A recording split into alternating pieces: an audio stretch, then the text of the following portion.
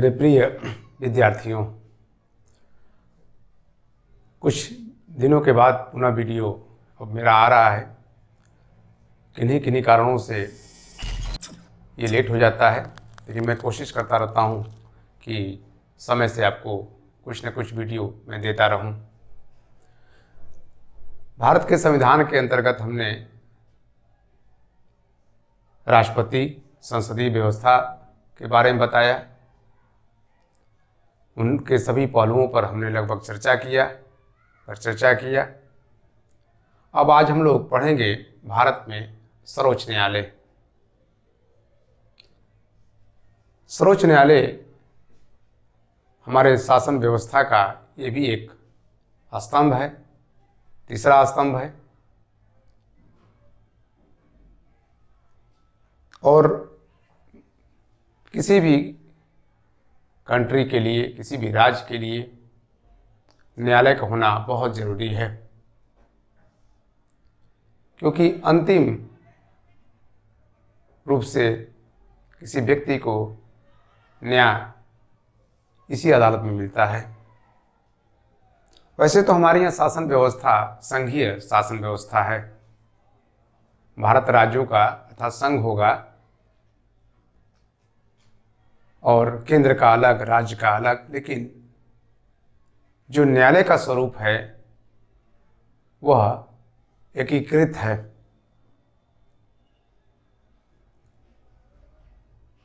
केवल एक न्यायालय है, सर्वोच्च न्यायालय, और इसके फैसले को सभी को मानने के लिए जरूरी होता है। वैसे तो हमारा जो न्यायालय का स्वरूप है शंकु के आकार में है। आप जानते हैं कि सर्वोच्च जो शिखर है, ये आपका बता दें आप लोगों को कि यह है आपका जिला न्यायालय, उच्च न्यायालय, और सबसे लास्ट में क्या है, हमारा सर्वोच्च न्यायालय। हर जिले में एक जिला न्यायालय होगा। इसके अलावा न्याय पंचायत की भी व्यवस्था है। राज्य चाहे तो उसको अपने यहाँ अपना सकता है। तो ये स्वरूप है, लेकिन अंतिम रूप से शक्ति किसमें है, हमारे यहाँ सर्वोच्च न्यायालय में। इसलिए हमारे यहाँ का जो न्याय व्यवस्था है वो शंकु के आकार को माना गया है। अब आप जानते हैं कि जो संवैधानिक विकास की शुरुआत हुई थी 1773 रेगुलेटिंग एक्ट के तहत, वो 1935 तक चलता रहा। 1935 का जो भारत शासन अधिनियम है उसी में पहली बार संघीय न्यायालय की व्यवस्था की गई थी। और यही संघीय न्यायालय जब भारत आजाद हुआ तो 1950 में इसको सर्वोच्च न्यायालय के रूप में परिवर्तित कर दिया गया। चीजें वही थी, नाम केवल चेंज हो गया। और उस समय सर्वोच्च न्यायालय में 7 न्यायाधीश थे और 1 मुख्य न्यायाधीश थे, अर्थात कुल 8 थे। लेकिन जरूरत के हिसाब से न्यायाधीशों की संख्या बढ़ती चली गई और आज न्यायाधीशों की संख्या कुल 34 है, अर्थात 33 अन्य न्यायाधीश हैं और 1 मुख्य न्यायाधीश हैं। तो जो सर्वोच्च न्यायालय है, हम लोग अनुच्छेद 124 से 147 तक की व्यवस्था की गई है इसमें। तो सर्वोच्च न्यायालय की सबसे महत्वपूर्ण बात है कि इसमें जाने की क्या योग्यता है। तो आपको बता दें कि इसमें जाने की जो योग्यता है,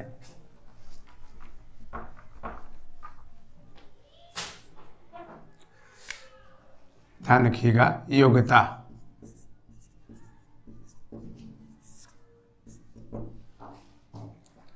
पहला, वह भारत का, ये कॉमन चीज है, पहला ध्यान रखिएगा, वह भारत का नागरिक हो।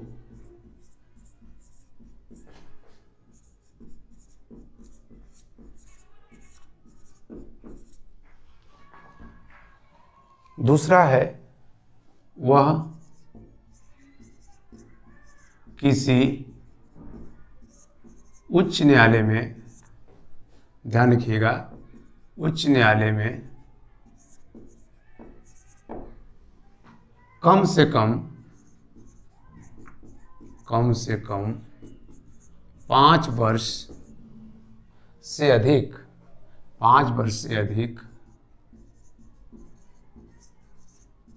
न्यायाधीश के पद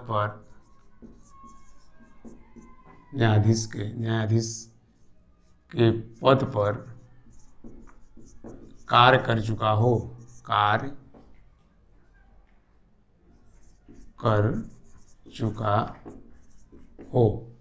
अब यहीं से देखिए अथवा शुरू हो जाता है, या ध्यान रखिएगा, या वह किसी उच्च न्यायालय में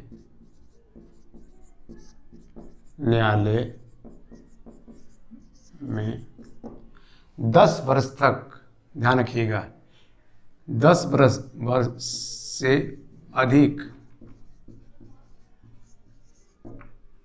समय तक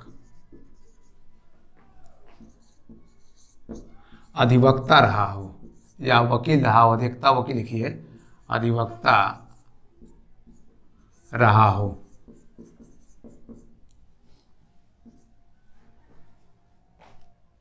या ध्यान रखिएगा, या राष्ट्रपति के निगाह में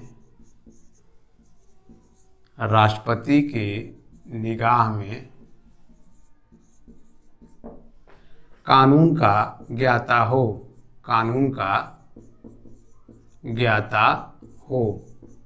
मतलब वो प्रोफेसर हो, लेक्चरर हो, लॉ की उसके बाद डिग्री हो, कुछ अनुभव हो कंपनी में लॉ एडवाइजर के रूप में, मतलब कुछ न कुछ होना चाहिए।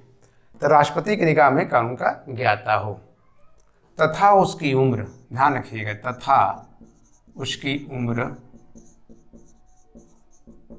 65 वर्ष से अधिक न हो।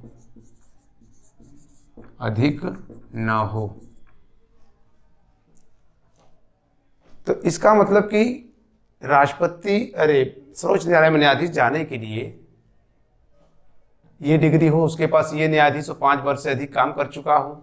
अगर ये नहीं है तो ये भी अगर है तो वो बन सकता है 10 वर्ष से अधिक समय तक अधिवक्ता रहा हो, वकील रहा हो। अगर ये भी नहीं है, मान लीजिए ये भी नहीं है, तो ध्यान रखिएगा, ये भी नहीं है तो ये अगर है राष्ट्रपति के निगाह में कानून का ज्ञाता है तो ये भी हो सकता है।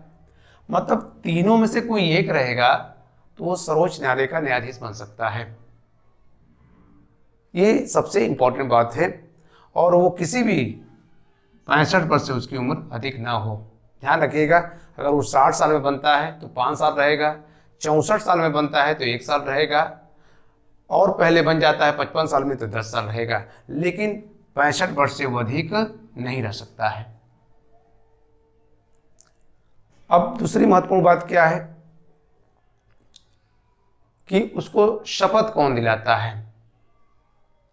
ध्यान रखिएगा, शपथ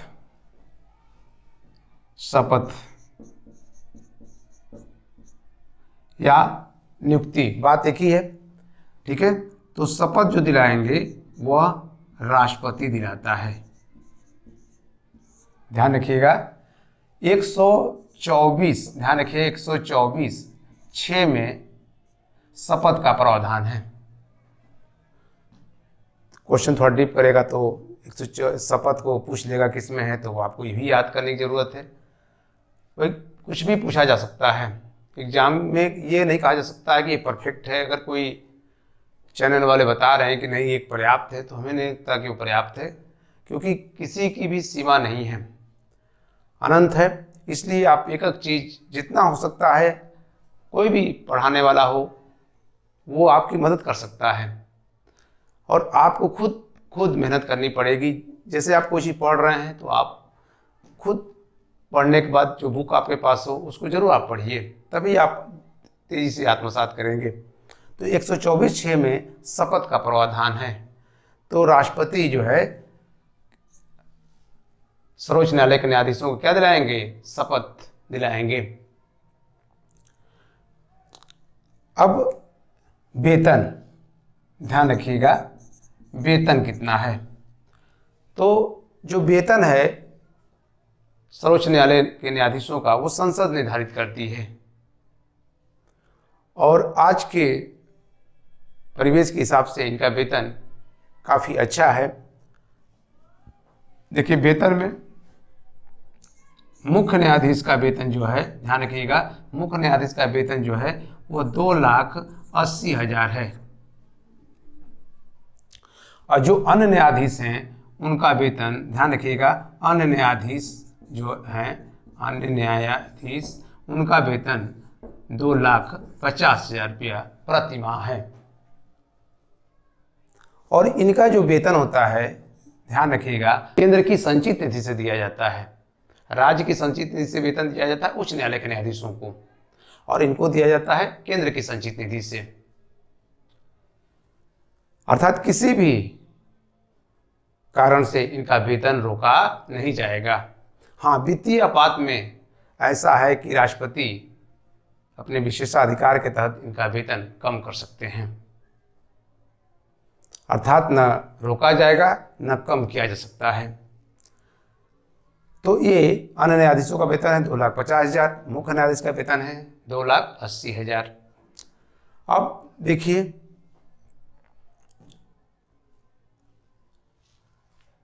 इस समय न्यायाधीशों की संख्या अभी हम बता दी कि कितने हैं, 34 हैं, 33 प्लस 1 कुल जो है 34 न्यायाधीश हैं। तो एक मुख्य न्यायाधीश ये हो गया, और 33 अभी हाल ही में इन न्यायाधीशों, पहले 31 थे लेकिन बढ़ के अब क्या हो गया, 34 हो गया। अब त्याग पत्र किसको देते हैं? तो ध्यान रखिएगा, त्याग पत्र ये राष्ट्रपति को देते हैं। राष्ट्रपति के संबोधन से अपना हस्ताक्षर युक्त जो है भेज करके अपना त्याग पत्र देते हैं। अब एक और चीज रह जाती है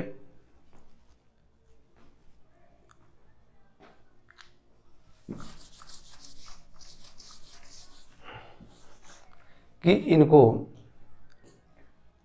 अगर ये त्यागपत्र नहीं देते हैं तो इनको हटाया कैसे जाएगा। तो आपको हम बता दें कि अनुच्छेद 124(4) में, ध्यान रखिएगा, अनुच्छेद 124(4) में न्यायाधीशों को हटाने का बात कहा गया है। महाभियोग शब्द का इसमें इस्तेमाल नहीं किया गया है, लेकिन ये कहा गया है कि जिस तरह से राष्ट्रपति को हटाया जाता है उसी तरह से सर्वोच्च न्यायालय के न्यायाधीशों को भी हटाया जाएगा। अब तो उसको आप एक तरह से महाभियोग ही मान लीजिए, क्योंकि वही बात जब कही गई है। तो आखिर में इनको हटाने के लिए क्या प्रावधान है, कैसे हटेंगे, तो और क्यों लाया जाएगा? तो जब इनके ऊपर भ्रष्टाचार और कदाचार का आरोप लगे, ध्यान रखिएगा, भ्रष्टाचार और कदाचार, क्योंकि हर लोगों को हटाने के लिए अलग अलग बातें कही गई हैं। जैसे राष्ट्रपति को हटाने के लिए ये बातें कही गई कि वो संविधान का अतिक्रमण किया हो, लेकिन जो सर्वोच्च न्यायालय के न्यायाधीश हैं, जो उच्च न्यायालय के न्यायाधीश हैं, उनको हटाने के लिए उनके ऊपर भ्रष्टाचार और कदाचार का आरोप लगे। और अगर लोकसभा में लाया जाता है तो कम से कम 100 सांसद, ध्यान रखिएगा, 100 सांसद लोकसभा के,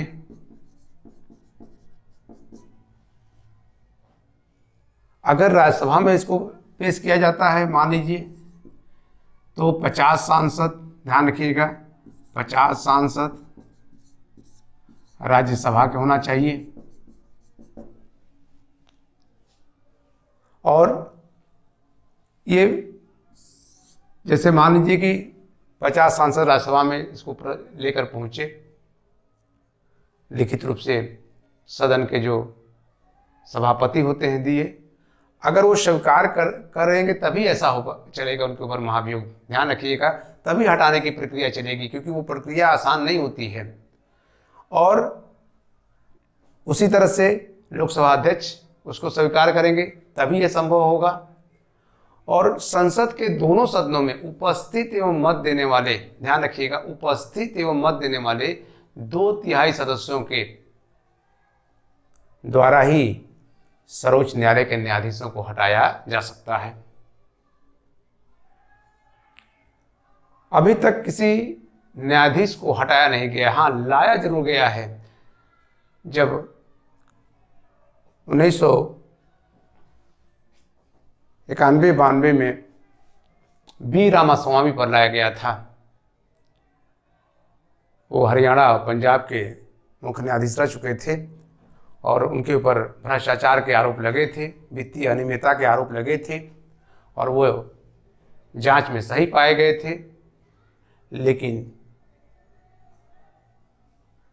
वह लोकसभा में पेश भी हुआ, लेकिन वह पारित नहीं हो सका। अभी हाल ही में कुछ साल पहले दीपक मिश्रा में भी राज्यसभा में लाया गया था, लेकिन अध्यक्ष महोदय ने, जो सभापति महोदय ने, उसको स्वीकार नहीं किया। तो प्रस्ताव लाने की चर्चा जरूर हुई है, लेकिन अभी तक ले किसी भी न्यायाधीश को इस प्रक्रिया के द्वारा हटाया नहीं गया है। तो ये इनके ध्यान रखिएगा, तो अनुच्छेद 124(4) में है हटाने के लिए, ध्यान रखिएगा, हटाने के लिए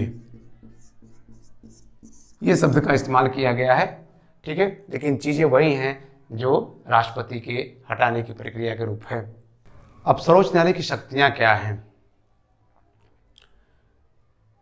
भारत की ये अंतिम अदालत है। आपको बता दें कि अनुच्छेद 131, ध्यान रखिएगा, अनुच्छेद 131, लेकिन अभी इसके पहले कुछ और चर्चा कर दें शक्तियों के पहले, कि अभी जैसा कि हमने चर्चा किया, ध्यान रखिएगा, 125 में, अनुच्छेद 125 में इनके वेतन भत्ते हैं। 126 में, ध्यान रखिएगा, अनुच्छेद 126 में अगर किसी कारण से मुख्य न्यायाधीश काम नहीं कर पाते हैं या स्वास्थ्य खराब हो जाता है या अचानक पद छोड़ते हैं, लेकिन विशेष उसमें यही है कि अगर वो किसी कारणवश से काम नहीं कर पा रहे हैं तो उनकी जगह कार्यकारी मुख्य न्यायाधीश की नियुक्ति 126 के तहत राष्ट्रपति ही करेंगे। ध्यान रखिएगा, राष्ट्रपति इस नियुक्ति करने के लिए किसी से परामर्श लेने की उनकी आवश्यकता नहीं है। ये सबसे महत्वपूर्ण बात है। अनुच्छेद 127 की चर्चा कर दें, तदर्थ न्यायाधीश, ध्यान रखिएगा, ये पूछता है तदर्थ न्यायाधीश। ये तदर्थ न्यायाधीश होते क्या हैं? दरअसल ये ढाक पर काम करने वाले, आप इसको कह सकते हैं काम चलाऊ काम करने वाले। तदर्थ न्यायाधीश की नियुक्ति जो होती है कोरम को पूरा करने के लिए होता है। न्यायाधीशों के कोरम को अगर इनकी कमी रहती है तो न्यायाधीशों को कोरम पूरा करने के लिए किया जाता है। और ज़्यादातर उच्च न्यायालय के जो मुख्य न्यायाधीश होते हैं उन्हीं को इस पर नियुक्त किया जाता है। तो ध्यान रखिएगा, तदर्थ न्यायाधीश की नियुक्ति काम चलाऊ होती है, कोरम पूरा करने के लिए किया जाता है और केवल सर्वोच्च न्यायालय में ही व्यवस्था है तदर्थ न्यायाधीशों की नियुक्ति की। उच्च न्यायालय में नहीं है, जिला न्यायालय में नहीं है। ये ध्यान देने की बातें आप लोगों को है। तो ये भी इम्पोर्टेंट अनुच्छेद है। 126 में बता दिए कि क्या है, मुख्य न्यायाधीश की किसी कारणवश से कार्य नहीं कर पा रहे हैं तो राष्ट्रपति को यह विशेषाधिकार है कि वो कार्यकारी मुख्य न्यायाधीश नियुक्त कर दे। और 125 में उनके वेतन भत्ते हैं। अब चलिए आगे चलते हैं। सर्वोच्च न्यायालय की अनुच्छेद 131, सर्वोच्च न्यायालय की शक्तियां। सर्वोच्च न्यायालय की शक्तियां।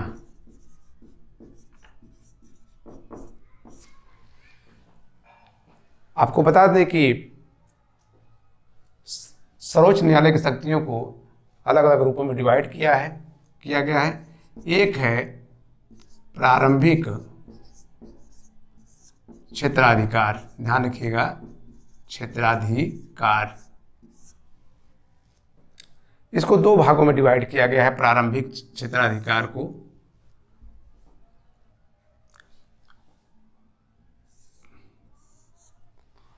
पहला है प्रारंभिक, ध्यान रखिएगा, प्रारंभिक एकमेव क्षेत्राधिकार।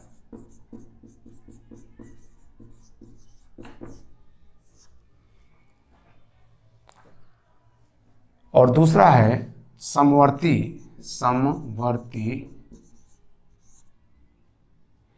ये भी, इसमें भी प्रारंभिक शब्द लग जाएगा, ध्यान रखिएगा, प्रारंभिक समवर्ती क्षेत्राधिकार।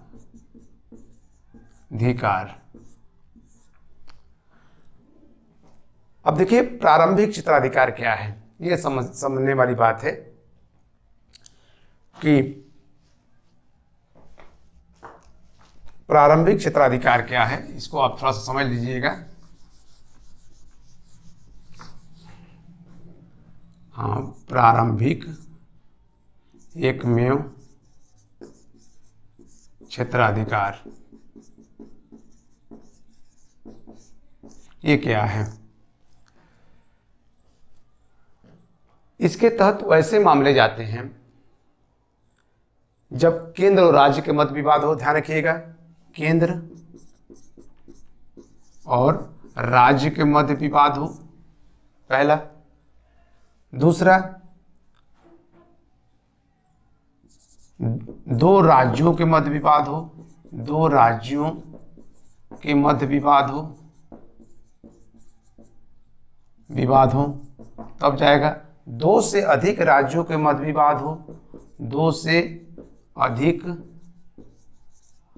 राज्यों के मध्य विवाद हो तो ऐसे भी जाएगा मामला, ध्यान रखिएगा, जो है ऐसे भी मामला जाएगा सर्वोच्च न्यायालय में विवाद हो। या संविधान लागू होने से पहले कोई संधि की गई हो, कोई करार किया गया हो, कोई ऐसी बातें की गई हो, तो ऐसे भी मामले जो जाएंगे वो कहाँ जाएंगे? प्रारंभिक एकमेव क्षेत्राधिकार के तहत सर्वोच्च न्यायालय में जाएंगे। ये ध्यान देने की बात है। तो जो भी फैसला सुनाएगा सर्वोच्च न्यायालय, ध्यान रखिएगा, उसको चाहे केंद्र हो चाहे राज्य हो, उनको मानने के लिए बाध्य होना पड़ेगा। आप जानते हैं कावेरी नदी का जो विवाद था, दो राज्यों के मध्य विवाद था, बहुत लंबे टाइम तक चला। इसको राजनीतिक रंग देने का कोशिश किया गया, लेकिन जो केंद्र ने, जो सर्वोच्च न्यायालय ने फैसला सुनाया, वो दोनों राज्यों को मानना पड़ा। क्योंकि कोई भी नदी आती है वो नेचुरल है, प्रकृति ने उपहार में दिया है, किसी की बपौती नहीं है। तो ये नहीं कह सकता है कि नहीं मेरा इस पर अधिकार होगा, तो फिर अन्य राज्य क्या करेंगे। तो जैसा सुप्रीम कोर्ट ने बांटा, जैसा उसने दिशा निर्देश दिया, उन राज्यों को पालन करना पड़ा। तो ये इसके अंदर का आता है प्रारंभिक क्षेत्राधिकार के तहत। अब समवर्ती क्षेत्राधिकार क्या है ये भी देख लीजिए, ध्यान रखिएगा। अनुच्छेद 32 के तहत, ये मौलिक अधिकारों से है, अनुच्छेद 32 के तहत, अनुच्छेद 226 के तहत मौलिक अधिकारों के से संबंधित अगर कोई मामला है तो हम अनुच्छेद 32 के तहत सीधे सर्वोच्च न्यायालय में चले जाएंगे। अनुच्छेद 226 के तहत कहता है कि आप उच्च न्यायालय में भी जा सकते हैं। ये ध्यान देने वाली बात है कि मौलिक अधिकारों से जो हम अपील करते हैं, या तो उच्च न्यायालय में करते हैं या तो सर्वोच्च न्यायालय में करते हैं, जिला अदालत से इसे कोई लेना देना नहीं है। तो ये इसके लिए ये छूट दिया गया है। आपको एक चीज़ बता दें कि मौलिक अधिकारों की रक्षा के लिए दोनों में एक ही बात है, 5 प्रकार के रीट जारी करता है, जिसको कि हमने जब मौलिक अधिकार पढ़ा रहे थे तो 5 प्रकार का, जो लोगों ने नहीं सुना होगा, तो 5 प्रकार का रीट जो है सुप्रीम कोर्ट जारी करता है। और यही रीट अनुच्छेद 226 के तहत उच्च न्यायालय भी जारी करता है, लेकिन चूंकि हम लोग का सर्वोच्च न्यायालय चल रहा है इसलिए ये बातें होनी चाहिए। तो जो 5 प्रकार का रीट है वो क्या है, अगर आप नोट नहीं किए हैं तो नोट कर लीजिएगा। बंदी प्रत्यक्षीकरण, ध्यान रखिएगा, बंदी प्रत्यक्षीकरण। दूसरा है परमादेश। तीसरा है प्रतिषेध। चौथा है उत्प्रेषण। और 5वां है अधिकार परीक्षा। ध्यान रखिएगा, अधिकार परीक्षा। ये 5 प्रकार का रीट है और इसके बारे में हमने चर्चा किया था। किसी भी बंदी बनाए हुए व्यक्ति को सुप्रीम कोर्ट कहता है कि उसका शरीर हमारे यहाँ 24 घंटे के अंदर क्या किया जाए, न्यायालय में भेजा जाए, लेकिन उसमें आने जाने का समय शामिल नहीं होगा। परमादेश होता है, हम आदेश देते हैं। कोई भी व्यक्ति जो सार्वजनिक पद पर काम कर रहा है और अपने कर्तव्य का निर्वहन नहीं करता है, लोगों का मौलिक अधिकार का हनन कर रहा है या इस तरह से कोई बात कर रहा है, तो उसको कार्य करने के लिए कहा जाएगा। प्रतिषेध, कोई कार्रवाई उच्च न्यायालय में चल रही है तो उस कार्रवाई को क्या कर देगा, रोकने के लिए रोक लगा देगा। उत्प्रेषण, अगर वो उच्च न्यायालय में कोई कार्रवाई चल रही है तो या तो अपने पास उसको मंगा लेगा या दूसरे उच्च न्यायालय में हस्तांतरण भी कर सकता है। और अधिकार परीक्षा जो है, कोई नीचे का व्यक्ति ऊपर का काम नहीं कर सकता है। जैसे मान लीजिए कि उच्च न्यायालय ने कोई फैसला दिया, सर्वोच्च न्यायालय के फैसले को पलट दिया, तो पूछेगा किस हैसियत से तुमने इस फैसले को क्या किया है, पलटा है। या उच्च न्यायालय के अधिकार को जिला न्यायालय पलट दे तो पूछा जाएगा किस अधिकार से तुम पलटे हो। तो ये 5 प्रकार का रीट है, मतलब आपका जो अधिकार है उसी के दायरे में करिए। आपका अधिकार चपरासी का है तो आप डॉक्टर का काम नहीं कर सकते हैं, आप सिपाही हैं तो आप दरोगा काम नहीं कर सकते हैं, इसमें पूछा जाता है। इसकी हम चर्चा में किए थे। तो ये बहुत इंपॉर्टेंट है, पूछता रहता है एग्जाम में। छोटी छोटी चीज़ें, बड़ी बड़ी चीज़ें सबको जानना जरूरी होता है। तो ये समवर्ती क्षेत्राधिकार के तहत है। अब देखिए उसके बाद आता है अपीलीय क्षेत्राधिकार।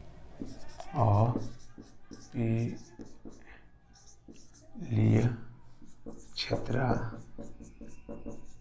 क्षेत्राधिकार, ठीक है।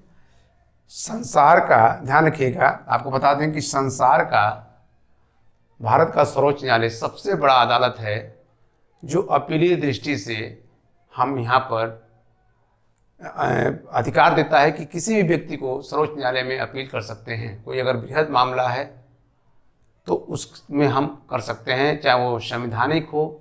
ध्यान रखिएगा किस किस मामले में हम कर सकते हैं, ये ध्यान रखिएगा।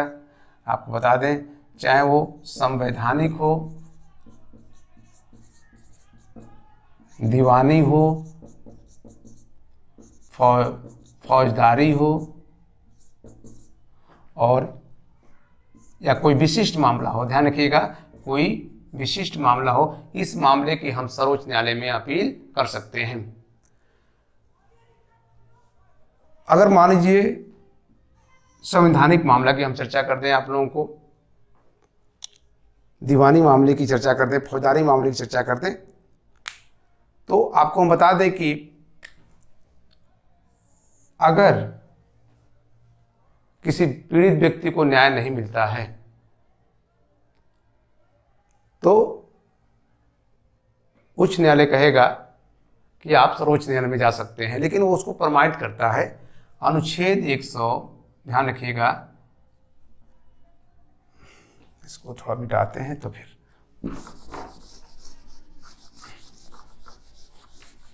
हाँ देखिए, संवैधानिक मामले की हम चर्चा कर रहे हैं कि अगर वो नहीं प्रमाण देता है अनुच्छेद 134, ध्यान रखिएगा, 1 के तहत, तो हम अनुच्छेद 136 के तहत, ध्यान रखिएगा, अनुच्छेद 136 के तहत अगर ये प्रमाण पत्र नहीं देता है इस संवैधानिक मामले में या किसी मामले में, तो हम 136 के तहत सीधे सर्वोच्च न्यायालय में हम अपील कर सकते हैं, बशर्ते वो सेना का मामला ना हो, सेना संबंधित कोई बात ना हो। उस मामले में सर्वोच्च न्यायालय अपना दरवाजा खुला रहता है कि आप कर सकते हैं। देखिए, न्यायालय का सबसे पहला काम है न्याय करना, और ये जिला न्यायालय, उच्च न्यायालय, सर्वोच्च न्यायालय इसी तरह से सीढ़ी बनी हुई है। हमने कहा ना कि हमारे यहाँ जो न्यायालय का स्वरूप लगभग एक है, एकीकृत न्याय व्यवस्था है, और ये शंकु का आकार का इसीलिए है कि हम नीचे से ऊपर चलते हैं। कहीं भी हम किसी भी मामले में कुछ विशेष मामला होता है तभी हम सर्वोच्च न्यायालय में जाते हैं, नहीं तो हम नीचे की अदालत से ही होते हुए ऊपर जाते हैं। ये सीढ़ी है, धीरे धीरे ऊपर हम पहुंच जाते हैं और अंत में हम सर्वोच्च न्यायालय में चले जाते हैं। तो अगर वो नहीं प्रमाण पत्र देता है तो भी हम 136 अनुच्छेद 136 के तहत हम सर्वोच्च न्यायालय में अपील कर सकते हैं। ठीक है।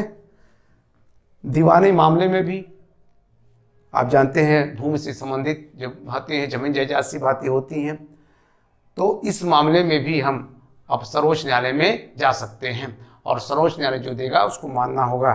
उसी तरह से फौजदारी है का मामला है, हमें मान लीजिए कि फांसी की सज़ा हो गई है, हमें आजीवन कारावास की सज़ा अगर कोर्ट ने दे दिया है, निचली अदालत ने दे दिया है, तो हम अपील कर सकते हैं कहाँ पर?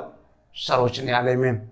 और कोई विशिष्ट मामला हो, विशिष्ट का मतलब अगर वो सेना से संबंधित छोड़कर कोई विशिष्ट मामला है तो ऐसे मामले भी कहाँ जाएंगे? जैसे मान लीजिए किसी राज्य में राष्ट्रपति शासन लागू हो जाए और सरकार को बर्खास्त कर दिया जाए, या मान लीजिए बहुमत सिद्ध करने की बात है, राज्यपाल ज़्यादा समय दे दे, तो ये ऐसे जो मामले होते हैं, अभी कर्नाटका में ऐसे मामले हुए थे, तो ये सब मामले होते हैं विशिष्ट मामले।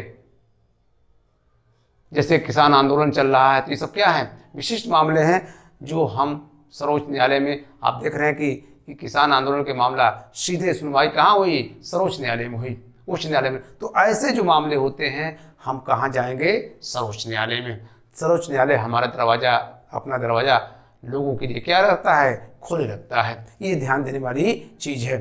अब देखिए कुछ व्यवहारिक चीजें हैं, तो हमने अपीलीय दृष्टि से बताया कि आप किस किस मामले में आप अपील कर सकते हैं और किस मामले में नहीं कर सकते हैं। ये भी हमने क्या, न्यायालय का मामला होता है तो उसमें वो नहीं छेड़छाड़ करता है, नहीं बोलता है, लेकिन न्यायालय में भी कोई विशिष्ट ऐसा मामला होगा जो उसके लिए जरूरी होगा तो उसकी भी वो सुनवाई कर सकता है। लेकिन अधिकांश मामले में न्यायालय के मामले को छूता नहीं है, नहीं वो आदेश देता है अपील करने का अनुच्छेद 136 के तहत। तो सर्वोच्च न्यायालय के कई हमने अभी अधिकार की चर्चा कर रहे हैं। और अब देखिए एक चीज और बता दें कि सर्वोच्च न्यायालय अपने ही न्यायालय के फैसले को भी पलट सकता है। सर्वोच्च न्यायालय अपने अधीनस्थ न्यायालय के फैसले को भी पलट सकता है। सर्वोच्च न्यायालय राष्ट्रपति से आदेश लेकर के भारत में कहीं भी अपनी अदालत लगा सकता है। आप जानते हैं कि ये अदालतें कई जगह लगा चुका है, श्रीनगर लगा है, हैदराबाद लगा है, तो कई जगह अपनी इसने अदालतें लगा भी चुका है। इतना इसको अपना क्या है? पावर है सर्वोच्च न्यायालय को। और अभी हमने बताया कि मौलिक अधिकारों के लिए अनुच्छेद 32 के तहत ये 5 प्रकार का रीट भी क्या करता है? जारी करता है। और ध्यान रखिए कि जब हम उच्च न्यायालय से कोई संवैधानिक मामले में जब हम सर्वोच्च न्यायालय में जाते हैं तो कम से कम 5 न्यायाधीशों की पीठ से क्या करती है? सुनवाई करती है। अब आता है कि सर्वोच्च न्यायालय अनुच्छेद 137 की हम चर्चा कर दे जरा, कि अनुच्छेद 137 पुनर्विलोकन, ध्यान रखिएगा, पुनर्विलोकन क्षेत्राधिकार।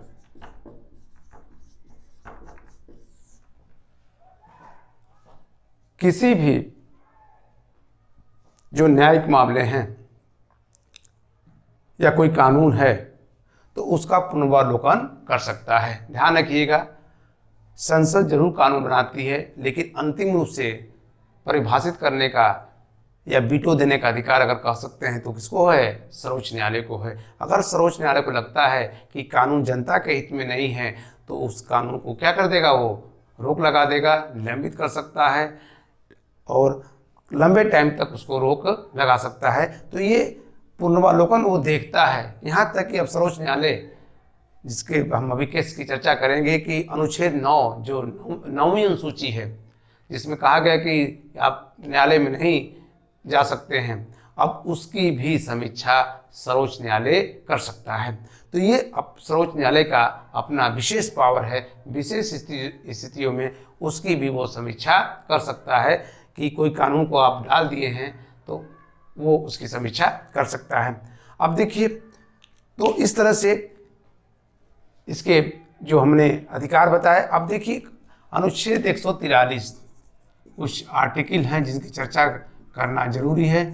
परामर्श संबंधी अधिकार, सर्वोच्च न्यायालय को परामर्श संबंधी अधिकार भी है और राष्ट्रपति किसी भी मसले पर परामर्श मांग सकता है और सर्वोच्च न्यायालय मुख्य न्यायाधीश सहित 5 न्यायाधीश ये परामर्श देंगे और उसकी परामर्श को राष्ट्रपति मानने के लिए बाध्य नहीं है।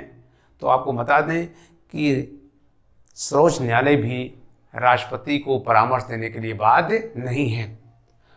जब राम मंदिर बनाम बाबरी मस्जिद का मामला था और उसमें सर्वोच्च न्यायालय से राष्ट्रपति ने परामर्श मांगा था, तो उसमें उन्होंने देने से क्या कर दिया था, इनकार कर दिया था। ऐसा नहीं है कि परामर्श नहीं दिया है, उसने लगभग 11 बार से अधिक परामर्श सर्वोच्च न्यायालय से राष्ट्रपति ने मांगा है और उस पर उसने परामर्श दे चुका है।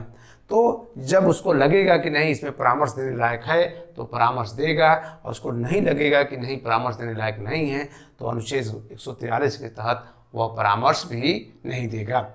तो ये उसका विशेषता, दोनों अपने अपने जगह पर पावरफुल हैं, सर्वोच्च न्यायालय भी और राष्ट्रपति भी। अब देखिए एक और आर्टिकल की हम चर्चा कर दें, अनुच्छेद 129, इसकी हम चर्चा नहीं कर पाए थे। ये सर्वोच्च न्यायालय एक अभिलेखीय न्यायालय होगा। क्या है अभिलेखीय न्यायालय? तो सर्वोच्च न्यायालय न्यायाधीशों का कोई भी जजमेंट जब होता है, उस जजमेंट को लिखित रूप से एक रिकॉर्ड रूम में रख दिया जाता है और उस फैसले को नीचे की अदालतें प्रेरणा स्वरूप अपने यहाँ उसी तरह के मामले में फैसले सुनाती हैं कि माननीय सर्वोच्च न्यायालय ने इस मामले में ये फैसला दिया था, लिहाजा वही मामला है, मैं भी वही फैसला दे रहा हूँ। तो ये बहुत महत्वपूर्ण होता है जब उनके फैसले को लिपिबद्ध करके और एक में रख दिया जाता है, जिसे हम अभिलेखीय न्यायालय के नाम से जानते हैं, क्योंकि उनके सारे फैसले यहीं पर पड़े रहते हैं और नीचे की अदालतें प्रेरणा स्वरूप उस फैसले का रूप अपने यहाँ फैसला देती हैं। तो अगर आपको मान लीजिए सर्वोच्च न्यायालय का ही किसी जिला जज ने फैसला दे दिया हो, उच्च न्यायालय का जज फैसला दे दिया हो और आप सर्वोच्च न्यायालय में जाते हैं, तो राहत मिलने की संभावना बहुत कम रह जाती है, क्योंकि उसने अपना फैसला नहीं दिया है, उसने सर्वोच्च न्यायालय का हवाला दे करके फैसला दिया है। तो ये भी अनुच्छेद 129 बहुत महत्वपूर्ण माना जाता है अभिलेखीय न्यायालय के रूप में। तो इस तरह से सर्वोच्च न्यायालय का अपना एक अधिकार है, एक शक्तियां हैं। हम अगले वीडियो में जो सर्वोच्च न्यायालय से विशेष बातें हैं उसकी हम चर्चा करेंगे कि कौन न्यायाधीश कितने टाइम तक था, किस न्यायाधीश जो है कितने कम समय तक था, कौन महिला थी, और कुछ और भी बातें रहेंगी जिसको हम अगले वीडियो में आप लोगों को बताएंगे। हमारे वीडियो को ज़रूर सब्सक्राइब करिए और शेयर करते रहिए ताकि हमारा उत्साह बढ़ता रहे और हम समय समय से आप लोगों को वीडियो देते रहें। और एक चीज़ और बता दें कि जल्द ही हम जो है लाइव शुरू करने वाले हैं और ये हमारा लाइव निःशुल्क होगा और उसकी घोषणा जल्द ही मैं कर दूंगा।